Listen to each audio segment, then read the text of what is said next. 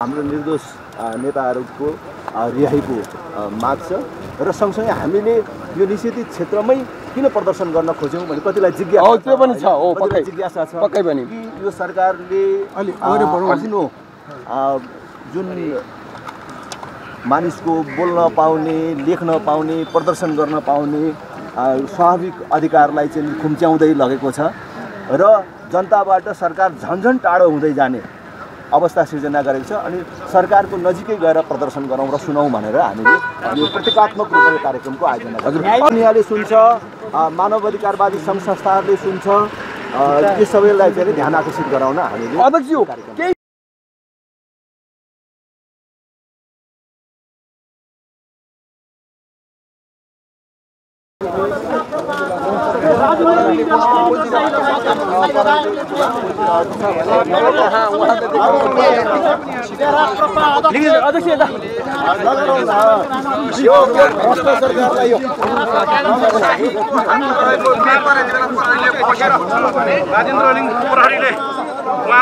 समातेको पर्चा पम्पलेटहरू खाली दिएको छ च्यातेर यतिखेर देख्न सक्नुहुन्छ।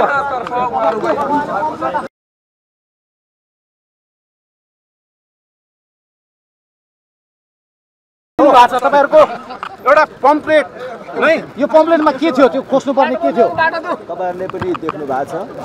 मूल रूपमा आज हामीले निषेधित क्षेत्र घोषणा गरेर मानिसका अधिकारलाई, जनताका अधिकारलाई सङ्कुचित गरिने जुन प्रयास छ त्यसको विरुद्ध र तिनकुने घटनाको न्यायिक छानबिन आयोग गठन र त्यहाँ पक्राउ परेका मानिसहरूको रिहाईको कुरालाई हामीले चाहिँ अहिले हाम्रो प्ले कार्ड मार्फत प्रदर्शन गरेका।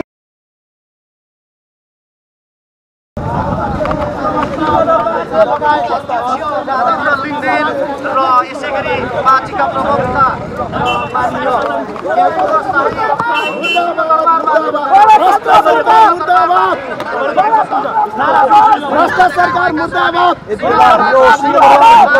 देखाइरहेका छौँ भने दर्शकहरू तपाईँले देखिराख्नु भएको छ।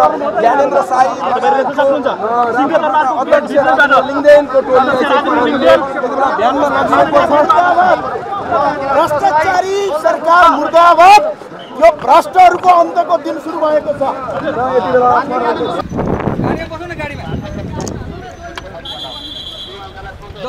के भन्न चाहनुहुन्छ?